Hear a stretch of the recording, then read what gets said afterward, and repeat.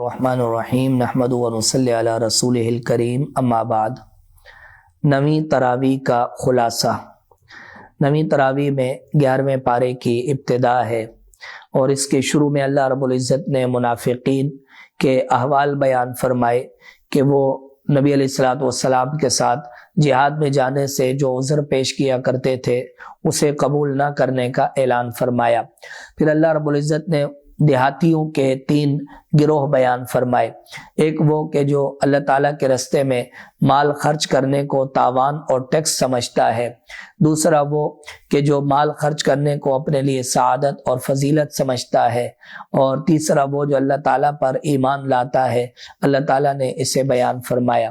اس کے بعد جو سب سے پہلے ایمان لانے والے لوگ ہیں، سابقون الاولون، ان کی فضیلت جنت کا ان کے لیے اعلان کیا گیا۔ پھر اس کے بعد آگے اللہ رب العزت نے دوبارہ منافقین کا ذکر فرمایا، اور پھر جو لوگ گناہ کر کے گناہ پر ڈٹے رہتے ہیں تو ان کی مذمت بیان فرمائی۔ جو گناہ کے بعد توبہ کرتے ہیں ان کی توبہ کے قبول کرنے کا اعلان فرمایا۔ جو لوگ صدقات دیتے ہیں، زکوٰۃ دیتے ہیں، تو بتلایا گیا کہ یہ زکوٰۃ اور صدقہ یہ دل اور مال کی پاکیزگی کا ذریعہ ہے۔ پھر آگے بتلایا کہ منافقین نے جو اپنے لیے مسجد زرار کے نام سے ایک مسجد تعمیر کی جو سازشوں کا مرکز تھا، نبی علیہ الصلوۃ والسلام کو وہاں جانے سے منع فرمایا گیا۔ پھر اگلے رکوع میں اللہ رب العزت نے جہاد کرنے والوں کی فضیلت بیان فرمائی اور ان کے لیے جنت کا اعلان فرمایا۔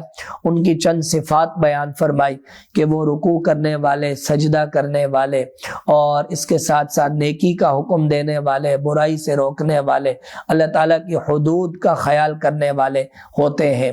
پھر اس کے بعد مشرکین کے لیے اللہ تعالیٰ نے توبہ اور استغفار کرنے سے منع فرمایا، اور پھر اللہ تعالیٰ نے غزوہ تبوک میں جن مسلمانوں نے انتہائی قسم پرسی کی حالت میں، غربت کی حالت میں نبی علیہ السلام کا ساتھ دیا، وہ مہاجرین اور انصار صحابہ، اللہ تعالیٰ نے ان کی فضیلت بیان فرمائی۔ اور پھر جو 3 مسلمان غزوے میں جانے سے رہ گئے اور ان کی توبہ پھر اللہ تعالیٰ نے قبول فرمائی، اس واقعہ کو بیان کیا گیا۔ اس سے اگلے رکوع میں اللہ تعالیٰ نے یہ بتلایا کہ جہاد میں بھی پیاس، بھوک وغیرہ، تکلیف، یہ ساری چیزیں آئیں گی، لیکن صبر کرنے والوں کے لیے اللہ تعالیٰ نے بڑا اعزاز اور اکرام رکھا ہے۔ پھر بتلایا گیا کہ مسلمانوں میں ایک جماعت ایسی ہو جو تفقہ فی الدین، یعنی دین کی سمجھ حاصل کرے اور اسے لوگوں تک پہنچانے کی کوشش کرے۔ اس کے بعد اللہ تعالیٰ نے مسلمان اور منافقین دونوں کا موازنہ فرمایا کہ جب کوئی آیت نازل ہوتی ہے تو مسلمانوں کا ایمان بڑھ جاتا ہے اور منافقین جو ہے وہ پھر طرح طرح کی سازشیں کرنے لگتے ہیں، اور وہ طرح طرح کی انکار کر کے ان کے مرض میں اور ان کے نفاق میں مزید اضافہ ہو جاتا ہے۔ آخر میں اللہ تعالیٰ نے نبی علیہ الصلوۃ والسلام کی عظمت، فضیلت کو بیان فرمایا، آپ کے رحم و کرم کو بیان فرمایا، اور ایمان والوں کے لیے اسے خاص نعمت قرار دیا۔ اس کے بعد آگے سورہ یونس کی ابتدا ہے۔ اس میں حضرت یونس علیہ السلام کی قوم کا آخر میں واقعہ بیان کیا گیا۔ اس کی مناسبت سے اللہ تعالیٰ نے اس سورت کا نام سورہ یونس قرار دیا۔ اس سورت مبارکہ کی ابتدا اللہ تعالیٰ کی آیات، اللہ تعالیٰ کی قدرت کی نشانیوں اور اللہ تعالیٰ کی توحید سے کی گئی، اور اللہ تعالیٰ نے اس زمین میں جو نظام قائم فرمایا، 6 دن میں آسمان اور زمین قائم فرمائے، اور اس کے ساتھ ساتھ عرش پر مستوی ہوئے۔ پھر اللہ تعالیٰ نے رات دن کا جو نظام بنایا، سورج اور چاند کا جو نظام بنایا، تو اسے اللہ تعالیٰ نے بیان فرمایا۔ آگے اللہ رب العزت نے غافل انسانوں کے انجام کو بیان فرمایا، اور جنت میں جانے والوں کی نعمتوں اور جنت میں جانے والوں کے احوال بیان فرمائے۔ اس سے اگلے رکوع میں اللہ تعالیٰ نے انسان کی کمزوری کو بیان فرمایا کہ جب اس پر کوئی نعمت آتی ہے تو خوش ہو جاتا ہے، اور جب کوئی مصیبت آتی ہے تو اللہ تعالیٰ کو بھول جاتا ہے۔ پھر اس کے بعد اللہ تعالیٰ نے پچھلی قوموں پر آنے والے عذاب کے کچھ مناظر بیان فرمائے۔ مشرکین مکہ کے مطالبے کو بیان کیا، وہ کہتے تھے کہ قرآن میں تبدیلی کر دو یا اس کی جگہ کوئی دوسرا قرآن لے کر آ جاؤ، تو نبی علیہ السلام نے اعلان فرمایا کہ میں اس میں کوئی تبدیلی کرنے یا اس کی جگہ دوسرا قرآن لانے کا اختیار نہیں رکھتا۔ اس کے بعد آگے اللہ تعالیٰ نے مشرکین مکہ کے معبودان باطلہ کی مذمت بیان فرمائی، اور پھر یہ بات بتلائی کہ جب ہم انسان کو اپنی رحمت کا مزہ چکھاتے ہیں تو انسان خوش ہو جاتا ہے، اور پھر جب کوئی مصیبت پریشانی آتی ہے تو دوبارہ جزا فضا کرنے لگتا ہے۔ کشتی میں سوار ہوتا ہے تو اللہ تعالیٰ کو پکارتا ہے، جب نجات مل جاتی ہے تو بغاوت کرنے لگتا ہے۔ پھر اللہ تعالیٰ نے دنیا کی زندگی کی ایک مثال بیان فرمائی، اور کل قیامت کے دن جنتیوں اور جہنمیوں کو ملنے والی جزا اور سزا کو بیان فرمایا۔ اس کے ساتھ ساتھ مشرکین مکہ اور دیگر مشرکین اپنے معبودوں سے جیسے براءت کا اظہار کریں گے اور ان کے معبود ان سے براءت کا اظہار کریں گے، اسے بیان کیا گیا۔ اس کے بعد آگے اللہ رب العزت نے دوبارہ اپنی چند نعمتوں کا ذکر فرمایا، آسمان اور زمین کی تخلیق، رزق عطا کرنا، آنکھ کان کی نعمت عطا کرنا، اور پھر زندہ کو مردہ سے، مردہ کو زندہ سے پیدا کرنا، اسے بیان کیا گیا۔ اور اللہ تعالیٰ نے دعوت فکر دی کہ وہ معبود کے جو ہدایت بھی دے سکتا ہے، پیدا بھی کر سکتا ہے، زیادہ اتباع کے لائق ہے، یا وہ معبود کہ جو نہ پیدا کر سکتا ہو نہ ہدایت دے سکتا ہو، وہ زیادہ اتباع کے لائق ہے۔ پھر قرآن کریم کی عظمت کو اجاگر کیا گیا اور نہ ماننے والوں کے انجام کو بیان کیا گیا۔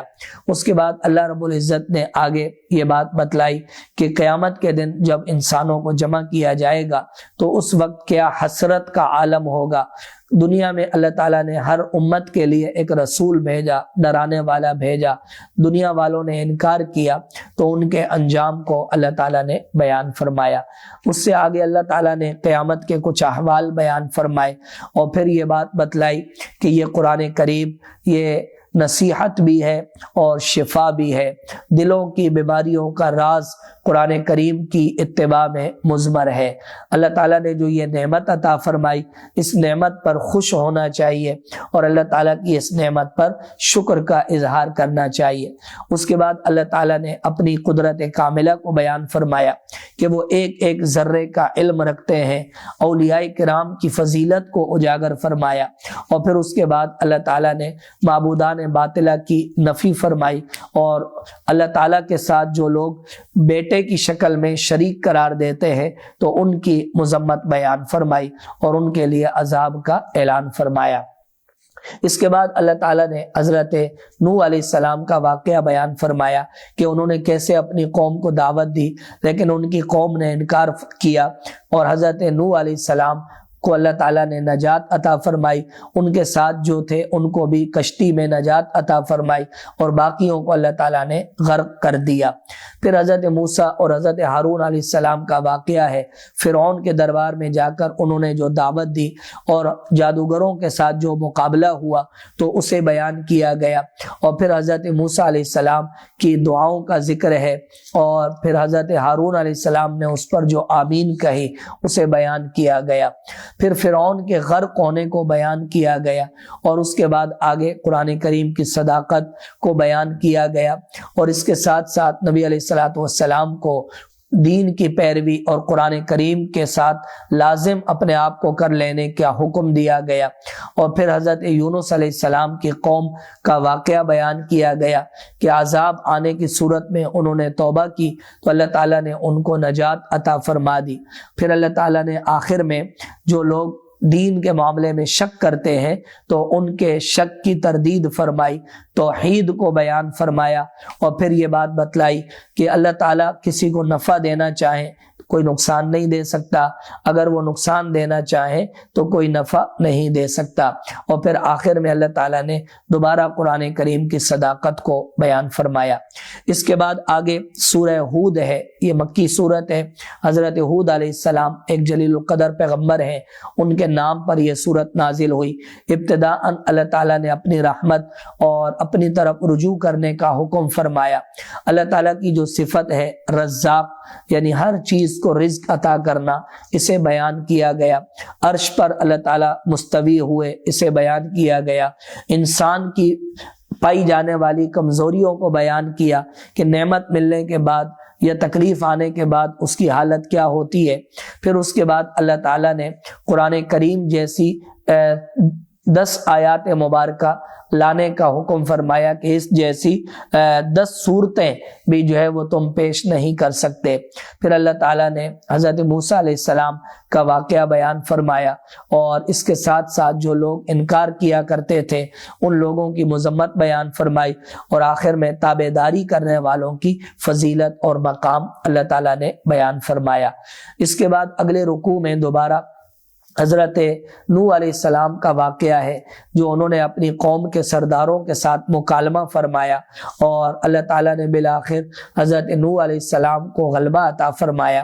حضرت نوح علیہ السلام کو سرداروں نے کہا کہ آپ غریب لوگوں کو اپنے سے دور کر دیں، اس کی مذمت بیان فرمائی گئی، اور حضرت نوح علیہ السلام نے اس بات سے انکار کیا۔